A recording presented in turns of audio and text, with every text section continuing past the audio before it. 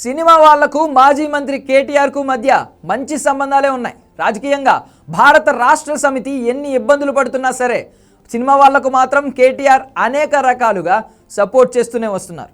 గతంలో కూడా ఆయన మంత్రిగా ఉన్న సమయంలో ఎక్కువగా సినిమా వాళ్లతో స్నేహం చేసేవారు. పదే పదే సినిమా వాళ్లతో సమావేశాలు కావడం, సినిమా వాళ్ళ కార్యక్రమాలకు హాజరు కావడం వంటివి చేస్తూ వచ్చారు. ఏ మాటకు ఆ మాట మంత్రి కావడంతో సినిమా వాళ్ళు కూడా నెత్తిన పెట్టుకున్నారు కేటీఆర్ను.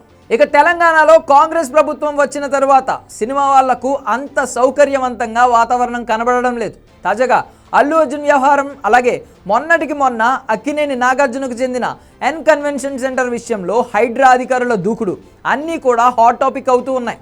ఇక భవిష్యత్తులో తెలంగాణలో బెనిఫిట్ షోలకు, అలాగే టికెట్ ధరలు పెంచుకోవడానికి కూడా అనుమతి ఇచ్చేదే లేదని రాష్ట్ర ప్రభుత్వం స్వయంగా ప్రకటించింది. ముఖ్యమంత్రి రేవంత్ రెడ్డి ఈ విషయంపై కీలక ప్రకటన చేశారు శాసనసభలో. आप बिजनेस कर लो, आप पिक्चर निकालो, पैसे कमाओ, सरकार से इंसेंटिव्स ले लो, सब्सिडीज ले लो, स्पेशल प्रिविलेज शूटिंग के लिए जो होना है वो मांगो, मगर किसी का हत्या होने के बाद, किसी का जान चलाने के बचाने के बाद, किसी का जान लेने के बाद आज स्पेशल प्रिविलेज मांगे तो ये सरकार में नहीं मिलने वाले. मैं जब तक मैं कुर्सी में रहता हूं तब तक नहीं देता हूं. అయితే దీనిపై కేటీఆర్ నుంచి స్పందన వస్తుందని చాలామంది ఎదురు చూశారు. కానీ కేటీఆర్ మాత్రం అసలు రియాక్టే అవ్వలేదు. ఇదే సమయంలో శాసనసభలో అల్లు అర్జున్ టార్గెట్గా ముఖ్యమంత్రి రేవంత్ రెడ్డి చేసిన కొన్ని ఘాటు వ్యాఖ్యలపై అల్లు అర్జున్కు మద్దతుగా కేటీఆర్ మాట్లాడుతారని చాలామంది ఊహించారు. కానీ కేటీఆర్ మాత్రం ఈ వ్యవహారంలో అసలు ఎలాంటి వ్యాఖ్యలు చేయలేదు. వాస్తవానికి ఈ వ్యవహారం ఇంత పెద్దది కావడానికి కేటీఆర్ కూడా ఒక కారణమనే చెప్పాలి. రేవంత్ను, అల్లు అర్జున్ను గట్టిగా గిల్లింది కేటీఆర్. పదే పదే బహిరంగ వేదికలపై, అలాగే ఓ మీడియా ఛానల్ డిబేట్లో రేవంత్ రెడ్డి పేరు అల్లు అర్జున్ మర్చిపోయాడని, అందుకే ఆయనపై కేసు పెట్టి అరెస్ట్ చేశారని కామెంట్ చేశారు. సినిమా యాక్టరు ఈయన పేరు మర్చిపోయాడు. ఆయన చెప్పేటప్పుడు పేరు మర్చిపోయాడు. తెలంగాణ సీఎం అని చెప్పి అడిగి చూసిండు. కొద్దిగా మనవానికి ఆయన ఎక్కడో తలిగింది.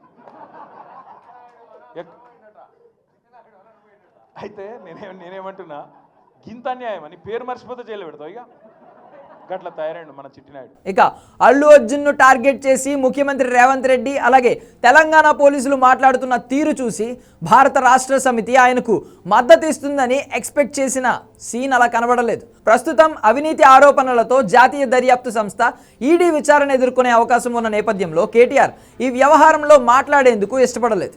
అటు ఏసీబీ అధికారులు కూడా కేటీఆర్ను ఇబ్బంది పెట్టే సంకేతాలు కనబడడంతో ఆయన అసలు సోషల్ మీడియాలో కూడా ఈ వ్యవహారంపై మాట్లాడే ప్రయత్నం చేయలేదు. ప్రతి అంశంపై ట్వీట్ చేసే కేటీఆర్ శనివారం నుంచి ఈ వ్యవహారంలో ఇప్పటి వరకు ఒక్క ట్వీట్ కూడా చేయలేదు. అసలు ఈ వ్యవహారంలో ముందు కేటీఆర్ జోక్యం చేసుకోకుండా ఉంటే పరిస్థితి ఇక్కడి వరకు వచ్చేది కాదు అనే ఒపీనియన్ కూడా చాలామంది నుండి వినబడుతోంది. శాసనసభలో కేటీఆర్ టార్గెట్గా కూడా ముఖ్యమంత్రి రేవంత్ రెడ్డి విమర్శలు చేశారు.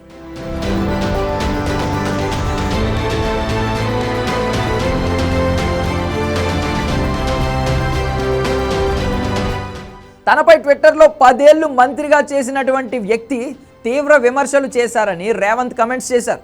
వాటిపై కూడా కేటీఆర్ మాట్లాడే ప్రయత్నం చేయలేదు. ఇక టీఆర్ఎస్కు మద్దతు ఇచ్చే కొన్ని సోషల్ మీడియా హ్యాండిల్స్ అల్లు అర్జున్కు మద్దతుగా పోస్టులు పెడుతుంటే వాటిని కాస్త రీపోస్ట్ చేశారు మినహా వాటిపై ఎక్కడా కూడా ఆయన నేరుగా రియాక్ట్ కాలేదు. అయితే ఏసీబీ విచారణను ముందు తక్కువ అంచనా వేసిన కేటీఆర్ పదే పదే తనను అరెస్ట్ చేయాలంటూ కూడా సవాలు విసిరారు. జైల్లో కూర్చుని యోగా కూడా చేసుకుంటానంటూ ఒక ఛాలెంజ్ కూడా చేశారు. ఇప్పుడు ఎన్ఫోర్స్మెంట్ డైరెక్టర్ నేరుగా ఎంటర్ కావడంతో, దీనిపై కేసు నమోదు చేయడంతో కేటీఆర్కు అస్సలు విషయం అర్థమైంది. అందుకే ఆయన సైలెంట్గా ఉండి ఉండవచ్చు. ఒక రకంగా రేవంత్ రెడ్డి ఈ విషయాన్ని పర్సనల్గా తీసుకోవడానికి భారత రాష్ట్ర సమితి కూడా కారణమనే ఒపీనియన్ కూడా ఉంది. సినిమా వాళ్ళు కేటీఆర్తో అత్యంత సన్నిహితంగా ఉండడం, కనీసం తనను గుర్తించకపోవడం, కేటీఆర్ డైరెక్షన్లో నడుస్తున్నారు అనే సంకేతాలు రావడమే రేవంత్ రెడ్డి మరింత ఆగ్రహం వ్యక్తం చేయడానికి కారణమని పలువురు తమ అభిప్రాయాలు వ్యక్తం చేస్తున్నారు. ఇక ఈ వ్యవహారంలో రేవంత్ రెడ్డిని రెచ్చగొట్టి పబ్బం గడుపుకోవడానికి కేటీఆర్ ప్రయత్నం చేశారని కొంతమంది రేవంత్ రెడ్డిని సపోర్ట్ చేసే వాళ్ళు కమెంట్స్ చేస్తున్నారు. ఏది ఎలా ఉన్నా ప్రతి అంశాన్ని తనకు అనుకూలంగా మార్చుకోవాలని ప్రయత్నాలు చేసే కేటీఆర్ ఈ వ్యవహారంలో జోక్యం చేసుకోకపోవడం మాత్రం కాస్త ఆశ్చర్యంగానే ఉంది. మరి భవిష్యత్తులో అయినా ఆయన నుంచి స్పందన ఉంటుందా లేదా అనేది వేచి చూడాలి.